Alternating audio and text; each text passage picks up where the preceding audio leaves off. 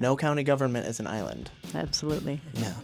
Unless that. Well, maybe Hawaii. Island. Do they have counties in Hawaii? I don't know. Some counties are an island. Alignment, brownfield redevelopment, demystify the operations. What the heck is this? Okay, Insurance so authority, materials management, I just hit myself services, with a- CNH, buy your grandma some AirPods. To break it down into more layman's terms, we're just here to have a little bit of fun. Good morning, afternoon, evening, night. I don't know when you're watching this. And welcome to Ottawa Out Loud, the official podcast of Ottawa County. I am your host, Scott. And hey, this is episode 8. This is going to be an awesome episode. Most podcasts don't make it past the 7th episode. That's when the average podcast sort of fizzles out. And I'm happy to say that we are past that. We are going strong. And every view contributes to that. So the fact that you're watching, thank you. I know I probably have a lot of new viewers thanks to the article in the Ottawa Way newsletter that just recently went out to your homes. So if you are coming from that, welcome. Let me know in the comments. I'm interested to see who is just watching for the first time because of that newsletter article. Also, make sure you are subscribing to our YouTube channel, or if you're listening on Apple Podcasts or Spotify, you can follow the show on there. That doesn't do much for me. All it does is it makes sure that you actually see each new episode when it comes out. Because if you're subscribed or if you follow, it gets delivered straight to you. If you are not subscribed, whether or not you see the new episode is sort of the will of the universe and the algorithm. Mark Zuckerberg himself gets to decide whether or not you see it, and I don't like to leave things up to chance like that. So go ahead and do me a favor, subscribe. I looked at the analytics on YouTube, and 70% of you watching right now aren't subscribed. So let's do something about that. Come on now. We have a question of the day for you here. So chime in the comments. Through your travels around the world, around the country, around the state, has there been a business, whether it's a larger chain, franchise, or a small business that you went to and you thought, oh man, we got to have one of these here. I want to just pack you right up and take you home with me. What business would you want to see have a new location here? I've got two really good ones. Number one is IKEA. Big fan of IKEA, simply because furniture is really expensive, and I couldn't afford something small and local anyway. If you can, awesome, shop local. I love the experience of going to IKEA. I don't love having to drive across the state or to Illinois in order to shop there. So I love an IKEA. For a small business, there is a tiny, and I mean like the size of a garden shed, coffee shop in Astoria, Oregon. And I'm going to say the name, and I'm so sorry that the name contains a foul word here. It's called Kick-Ass Coffee. Again, so sorry that I had to say that. The coffee was different from what we have here. It was this huge, probably 44 ounce, maybe 52 ounce frozen coffee. It was really good, but would probably stop my heart now if I were to drink it. But the bagels, you guys, when I tell you, I think about this bagel on a daily basis. So if you're ever in the Northwest Oregon area, I would highly recommend visiting that establishment. I would also love to have one here. We need more tiny little coffee shops. Get me a tiny little coffee shop in the parking lot of a family fair. That sounds like a good idea. Someone write that down. Anyway. Oh, also a Waffle House. Oh, I would just love to have a Waffle House. Just the concept of it just makes me think of all the possibilities. Anyway, we got some announcements for y'all, believe it or not. On August 7th, the Parks and Recreation Department and the Sheriff's Office, we love a collab, are teaming up to host an event called Cops and Bobbers. Awesome name, whoever thought of that. Pat yourself on the back. It's an event dedicated to introducing kids to fishing, wildlife conservation, and water safety. That's a very big thing. Right now, there have been way too many tragedies that I've heard about in the news relating to water safety. So please take every opportunity you can to teach your kids water safety if you're a parent. This is a totally free event. No registration is required. You know, a lot of times registration is required, but in this case, just show up with a good attitude. As stated before, it's on August 7th. It's from 5:30 to 8:30 p.m. at the lovely new Ottawa Sands County Park in Ferrysburg. Speaking of Ottawa Sands, this is a reminder that reservations are now available for the new Idema Explorers Camp at Ottawa Sands. It's fantastic. The missus and I will be staying there with some friends here coming up soon, and safe to say we are just a wee bit excited and a wee bit pumped also for that as well. Not that y'all care. Link below for more information regarding that. This is the last podcast episode before back to school. Sorry to hit you with that if you weren't already expecting that. If you are a parent, please make sure that your child is all up to date on the necessary immunizations and hearing and vision screenings. Check out the link in the description or contact the Department of Public Health for more information to make sure your kid is able to start school without any issues. We also, coming up here in a couple of weeks, have a primary election. If you are in the cities of Zeeland, they have a city council race going on, and the city of Ferrisburg electing a mayor. The primary elections are on August 5th, so make sure you're registered to vote. Make sure you are voting on August 5th if you live in either of those cities. Lastly, for announcements, are public meetings. There are a ton of public meetings coming up from the various boards, committees, authorities, etc. So I'm going to link the public meeting calendar below. I challenge you to click on that link and take a look, see if there's a meeting that may interest you, that you could potentially attend or watch if it's a recorded one, because I'm guessing there's something you'll find interesting. The Board of Commissioners standing committees are back in action Tuesday, August 12th at 9 a.m., and the Board of Commissioners has their next full board meeting on Tuesday, August 26th, also at 9 a.m. Those are both going to be right here in the Fillmore Administration Building, 12220 Fillmore Street, West Olive, Michigan, 49460. In the boardroom, which is the main, you walk right into the front lobby on the top floor, and it's right there. You'll see it. You're encouraged to attend in person, of course, but if you can't or you just don't feel like it, there is a live stream going on, and there is also a recording of that gets posted afterwards. And then the day afterwards, I post something called meeting minutes. I summarize the entire meeting, no matter how long it is, if it's 9 hours, if it's 6 hours, if it's 2 hours.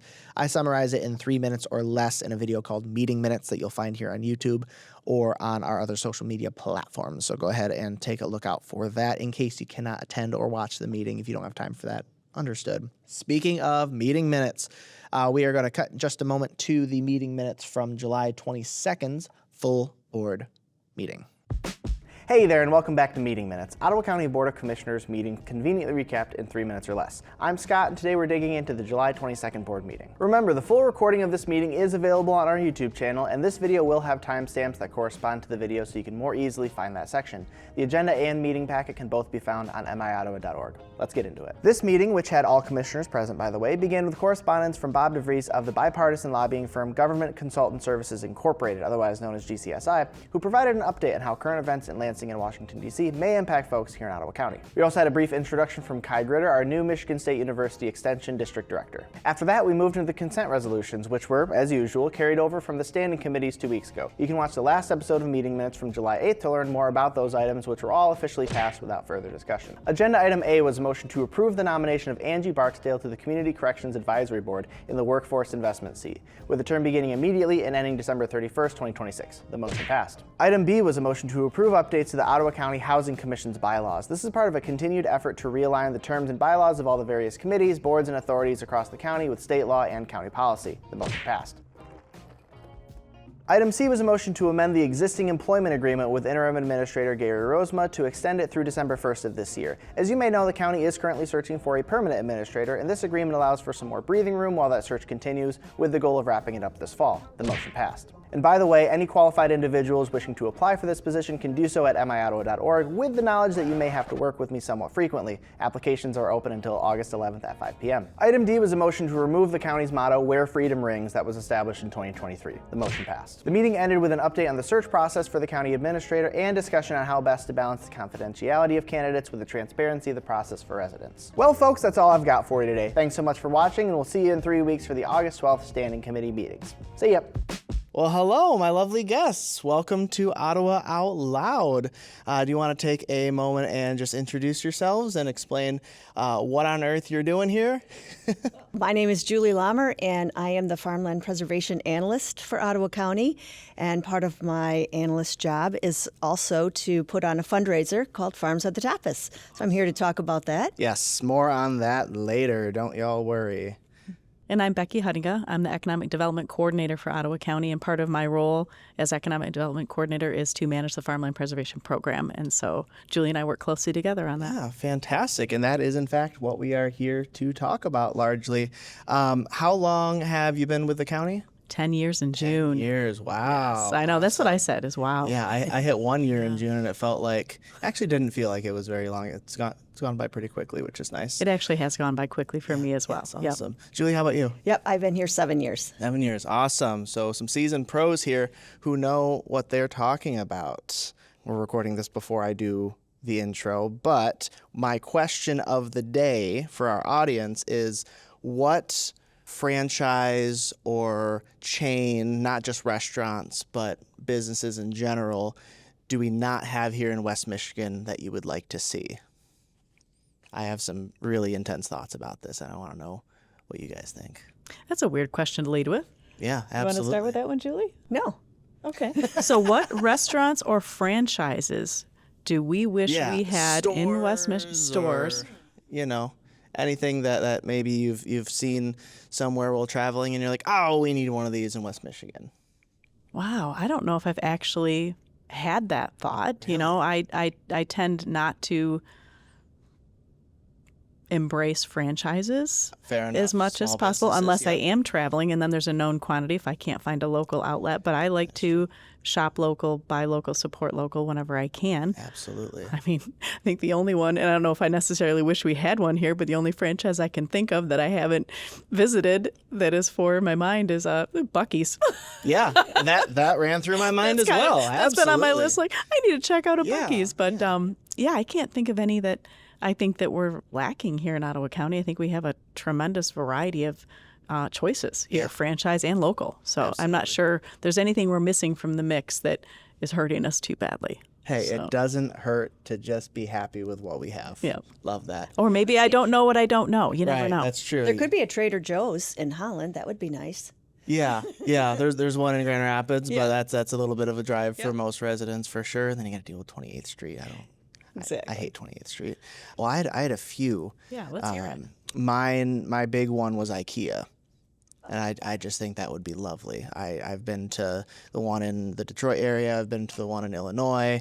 It would just be great to buy some cheap furniture. And it's an experience just walking around. We're very furniture manufacturer heavy. I feel like you might have some major local employers that would say, I don't know if I really love the idea of I'm sure coming here. Yeah, There'd be a little pushback on that from our Ottawa County folks. Yeah. So not necessarily advocating for an IKEA to come here. Don't get me wrong. Just saying it'd be nice not to have to make the drive. All right. Well, hey, we are going to actually start talking about the topic now, believe it or not. And our topic of the day here, the overarching thing, is farmland preservation.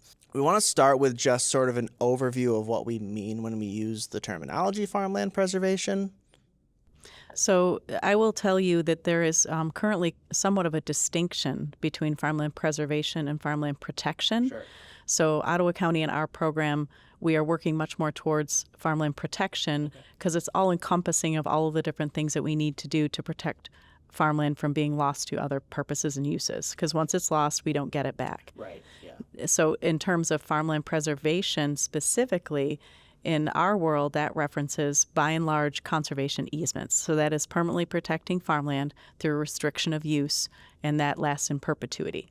That is a forever thing. So those are the terms you're going to hear us use, and I'm trying to be very intentional about referencing farmland protection generally because there are a lot of other tools we need to deploy to protect land in addition to conservation easements or farmland preservation. Yeah, hey, I'm all for using the correct terminology. I very frequently get corrected, and I have to correct people, and it's good that we use the right words here. This is sort of a T-ball, knock it out of the park type question, but it's important to establish, why is farmland so important in Ottawa County?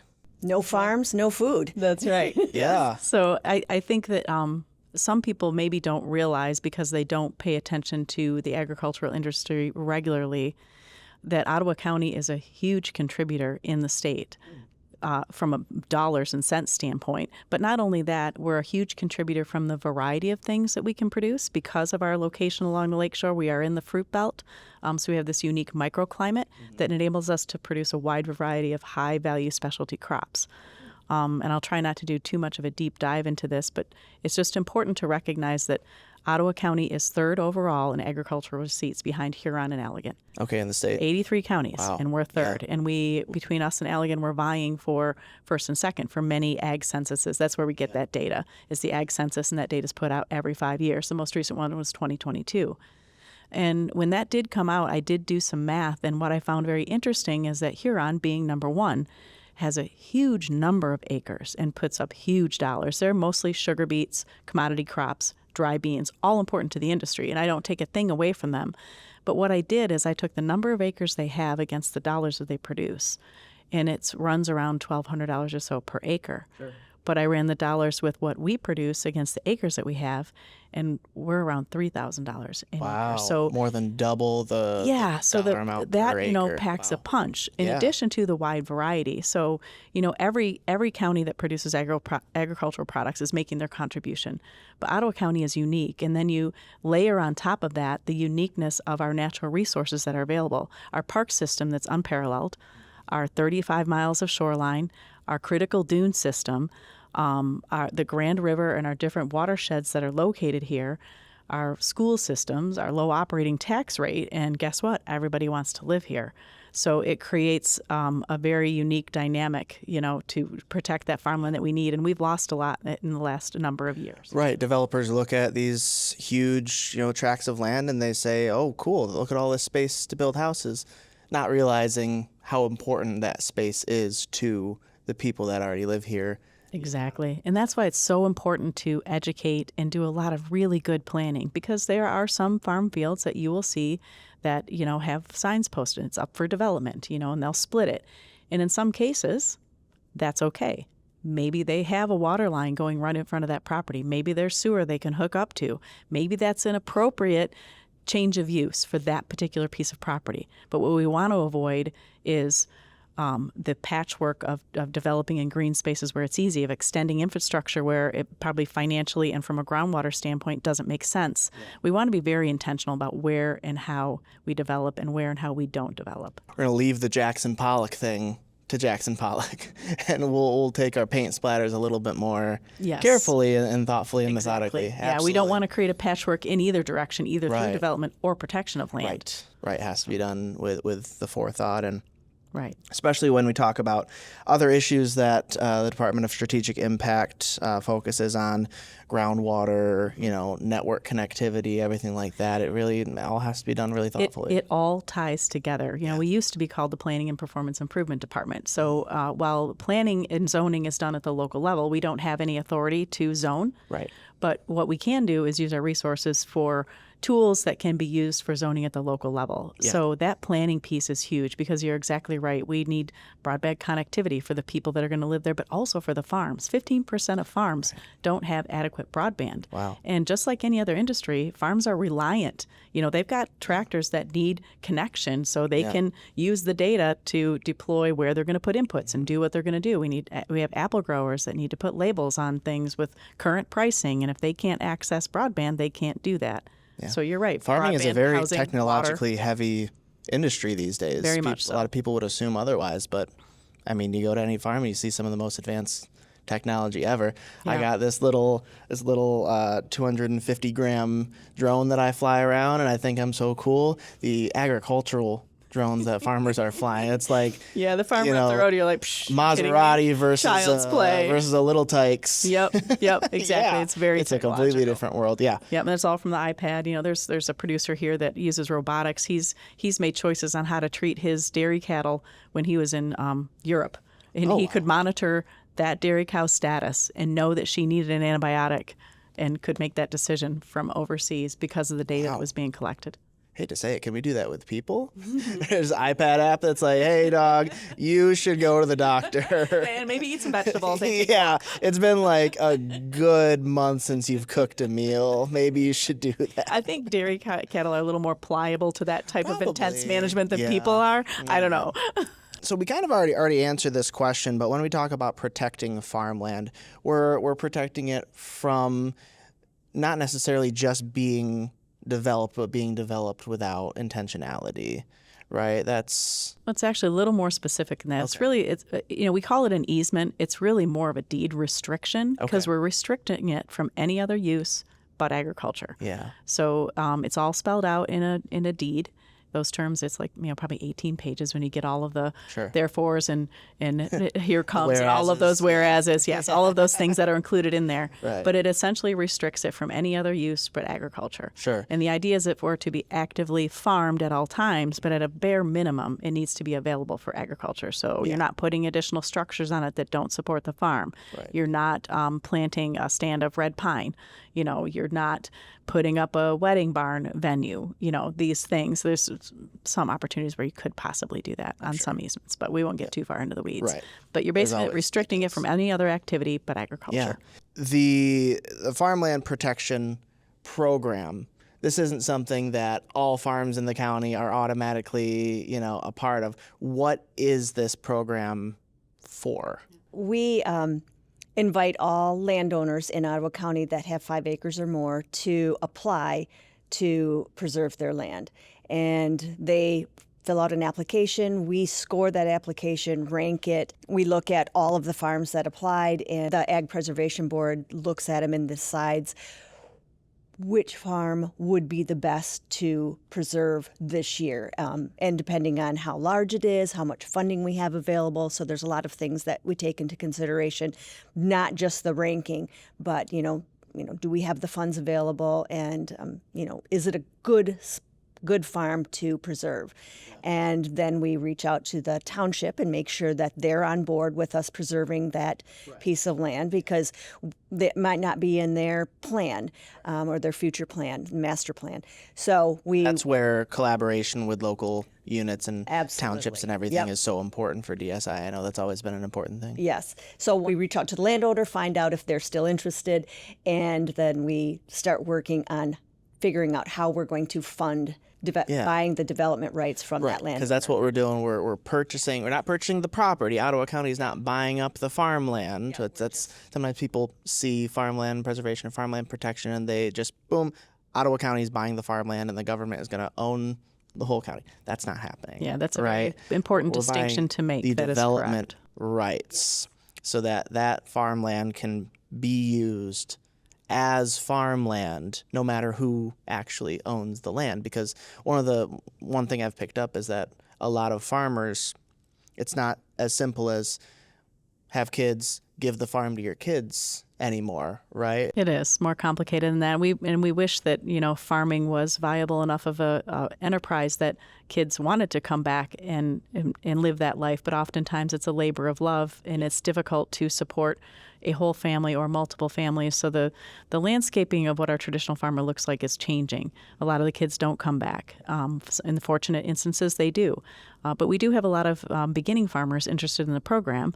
And while farmland values are holding high, removing the development rights does, in theory, reduce the overall cost to purchase that farmland. Now, with the strength of farmland values right now in the industry, it clouds that a little bit. The values are still really strong, but the concept is that a beginning farmer could come in and buy that preserved land for a little less expensive, because you can the terminal use is agriculture, so that changes what the overall value is. Oh, okay. But yeah, That's and it touches I on. hadn't seen that point before. Yes. Yeah. Yep. And like I said, with farmland values, it's a little clouded because they're holding so strong. And we're not just reducing the value of the property, because we are giving the existing owner, you're purchasing the development rights from them, so they're being reimbursed. Exactly. They've been compensated for that lost development potential. And then it thereby preserves it for the entire community in perpetuity, because having the ability to produce our own food is a food security issue. Yeah. We are a very young program here in Ottawa County. We have a very small number of acres compared to other programs on the East Coast and other areas. The Midwest lags behind a little bit in conservation easements. Wow. I feel like that should be the other way. Yeah, around, because we're in the Great Lakes Basin. Here's where the water is. We don't have as many of the floods and the traumatic climate events. So I think we need to hustle on protecting and preserving our farmland now, because folks, quite frankly, are going to start migrating here from other areas of the country as we continue to have these floods and these dry spells and these more horrific hurricanes and stuff. We're going to be where people are going to come. So we need to put a stake in the ground on how we're going to produce our food. Yeah, in I mean, the it's state. already kind of started. We've seen Ottawa County has been one of the fastest growing counties in the state, and development, and the price of housing and everything has just all over the news. Every time I open up Facebook, I see a Holland Sentinel article about housing or something like that, and it's a lot. There's And a lot like of you things said, for it's all local leaders to connected. manage, and Yeah, it's absolutely. we have to be very thoughtful and forward thinking. And conservation easements take a long time, Yeah. and they're expensive. So it's one tool in the toolbox. But to your point of the children not coming back to the farm, one of the things we also focus on, like I mentioned in the email when we were discussing leading up to this, is it's conservation easements and other things that we need to do. And succession planning is one of those things. We're actively working on that. Tell me a Planning little and bit more zoning is huge. Having robust planning and zoning that is supported by those local leaders For sure. is a really big deal. So there's multiple things we can do to try to protect land for our farmers. Yeah. Can we talk about succession planning? Yep, we a little can. bit? I'm interested in hearing more about that. I haven't talked to anybody about that. Yeah, it's something we're trying to activate a little bit more. So it happened quite fortuitously. In 2019, we did do some local survey work in Ottawa County. We surveyed 1,600 landowners, and we're going to resurvey here in the near future to kind of look back at our benchmarks and see where we're at with these. But we wanted to talk about with our farmers, kind of get some feedback on conservation easements in the program, and is it working? Is it valuable? How do you feel? But also, what are some other things we can do, to protect farmland? And do farmers recognize that, the loss of land is a problem? So we did affirm that, yes, farmers, no surprise, affirm that loss of farmland is a problem. We did affirm that continuing to do conservation easements is one tool. And the other tools that rose to the top include succession planning and zoning that is robust and supported, and the one that's tough is farm viability. There's so many externalities that affect the ability of a farm to remain viable. That's a tough one. But the thing we like about succession planning that we started working more actively on in 2019 is that every single farmer has control of that. Yeah. Nobody else has control of that. So every farmer can make a plan for the future of their land. And that's what we love about that. With so many things outside of your control, a farmer can control that. Yes. So then in 2023 or 24, I think it was. In the early 2020s. Yes. An opportunity came from American Farmland Trust to get a little bucket of money to be more intentional about helping farmers get succession plans in place. This is great. For reasons I won't get into, just programmatic historical reasons, Ottawa County wasn't able to be one of the grantees for that funding, but Kent County was because their program is older than ours is. Sure. But Kent County at the time didn't have the staff capacity to take that on.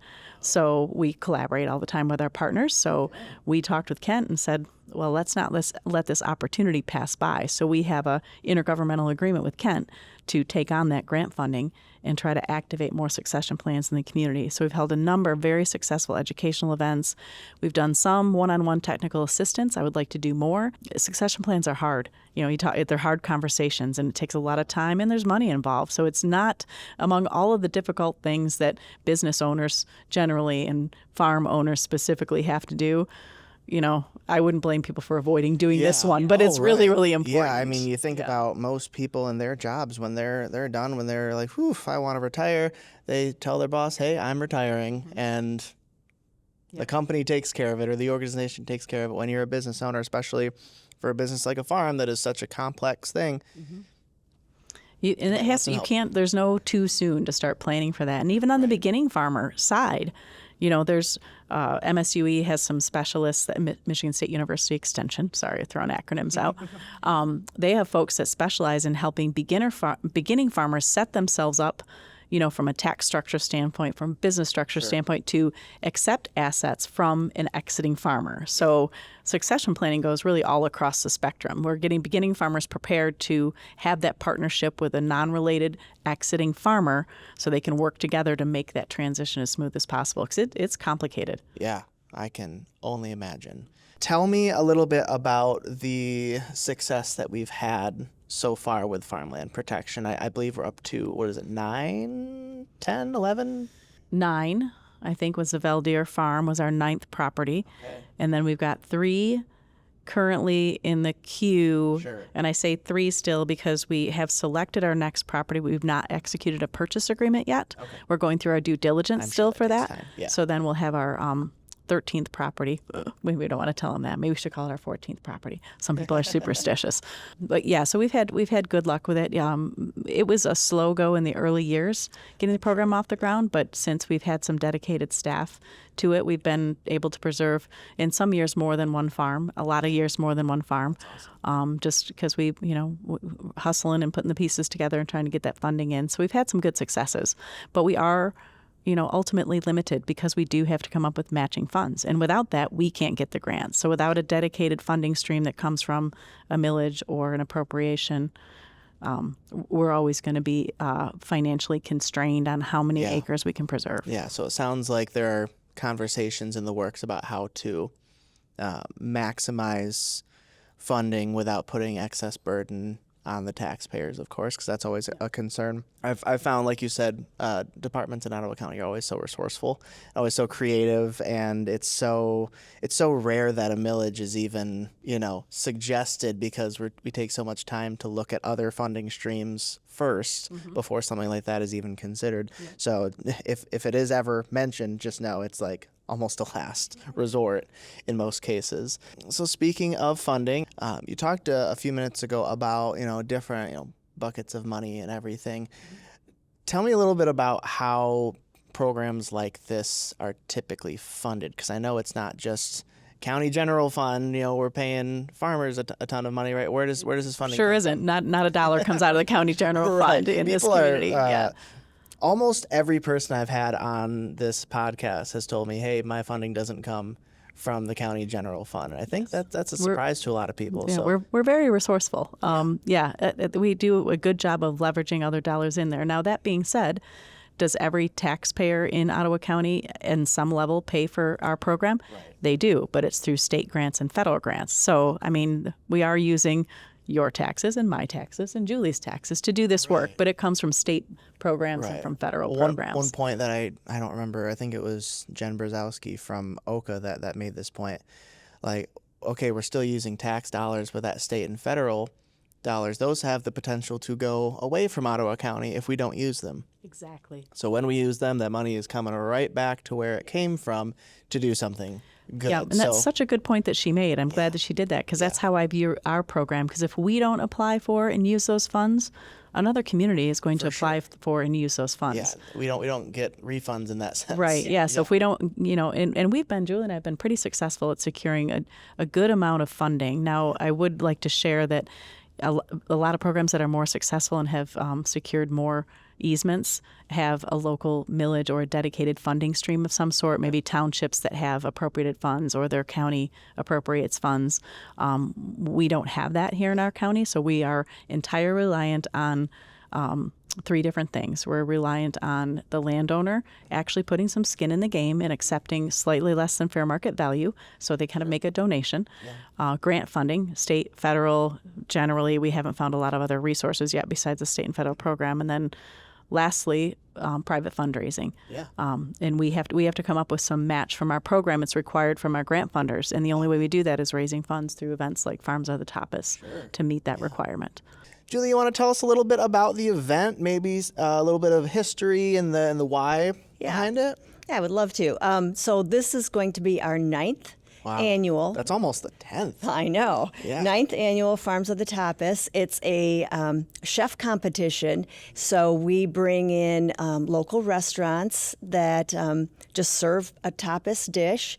And for those who maybe don't know, tapas is a small plate, so it's a 1, 2, 3 bite enjoyment of something that the restaurant chef whips up and brings to the event, and then everyone who attends the event gets to sample each one of the tapas dishes, and then we vote on it, and we have a harvest award for the winning chef to receive. And yeah, it's just a lot of fun. It's a 2-hour event this year. It's going to be on September 25, and it's at the Red Shed in Hudsonville on Berry Street.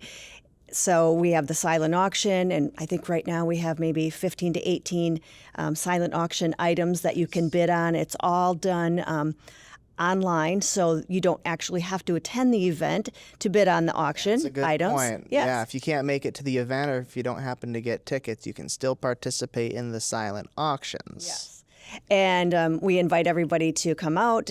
We have a limit about 175 to 180 people, and it's only $50 a ticket. Yeah, I remember last year it was packed. Yes. Might have been because it was raining and everyone had to be crammed into the main room there, but it did seem like there was every ticket sold. Yes, every and ticket every was person sold. showed up, which was really The rain cool. was unfortunate because it drowned out your ability to capture. My audio was not record. great from that. Well, that the amazing things that our landowners discussed and how conservation easements impact their family and their farm. I mean, it was very emotional for some of our landowners. This is not something they take lightly.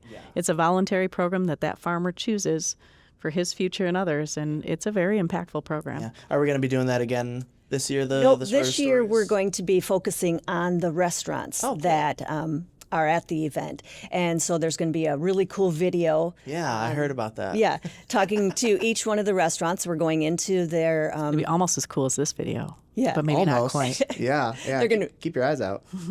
we're going to be going into their space and talking to them and finding out why they want to participate in Farms Are The Tapas and, what drives them to be there. And Right, their so connection far, to the agricultural industry their craft. A lot of Yep, it's these food. restaurant owners have a really deep respect for it and a Absolutely. deep connection to it. So showcasing that, I think, is going to be a lot of fun. and the restaurants are there, want to be there because they support farmland. Right now we have 7 restaurants that will be attending. 2 of them, or actually 3 of them are restaurants, Holy Smokers, Public, and Unicorn, and the Farmhouse. So Holy Smokers, Public, Unicorn, and Farmhouse are restaurants. And then we have 1 catering company, the Beard and the Gal, and then we have 2 food trucks coming this year. Very cool. They're not actually bringing their food trucks, but they're going to be whipping up a really cool tapas plate. That's Coast Out and Pita on the Pier. Awesome. So we'll have Good 7. variety. Yes, Yeah. good variety, Yeah, a lot of and they're different- really excited.